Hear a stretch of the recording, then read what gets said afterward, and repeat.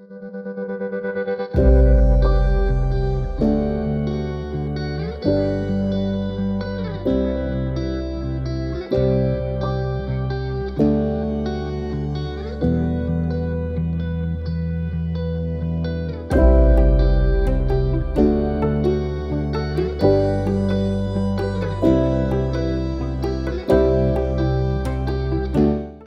wonder what you use as an alarm clock to wake you up in the morning. Maybe your mobile phone beeps and you turn it off. Maybe you've got an actual alarm clock and it plays the radio.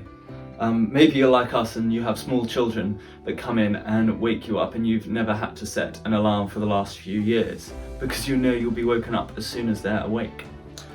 Or maybe you are woken up by the calling of a cockerel, the cock-a-doodle-doo.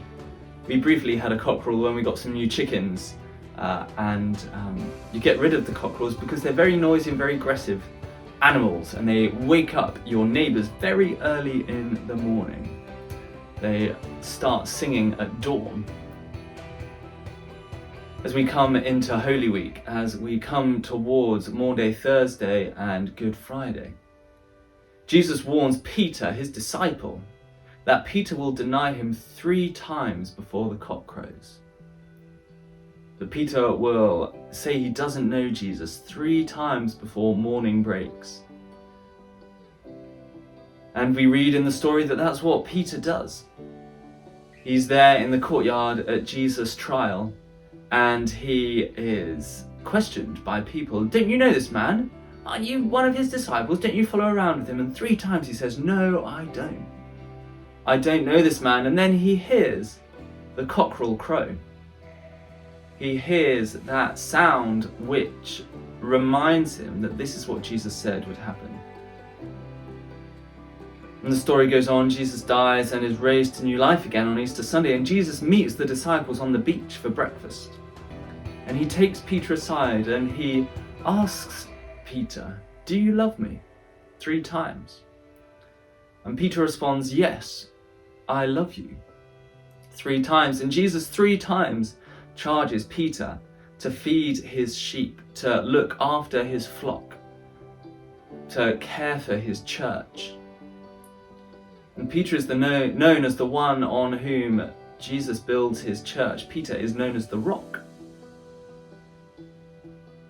Peter denies Jesus 3 times before the cock crows at the breaking of the day. And 3 times Jesus reinstates Peter, reminds Peter of Jesus' love for him at the dawn of the day. Because with Jesus there are fresh starts aplenty. Like every morning, there are fresh starts, there are new days, there are new beginnings. God's grace is afresh, is new every morning for us. We don't believe in second chances, because that implies that we might run out of chances. God doesn't count them. Instead, he talks of fresh starts, of new beginnings. Every morning is a new beginning with God. So why don't you take a moment to thank God for his grace and to remember that each day is a fresh start.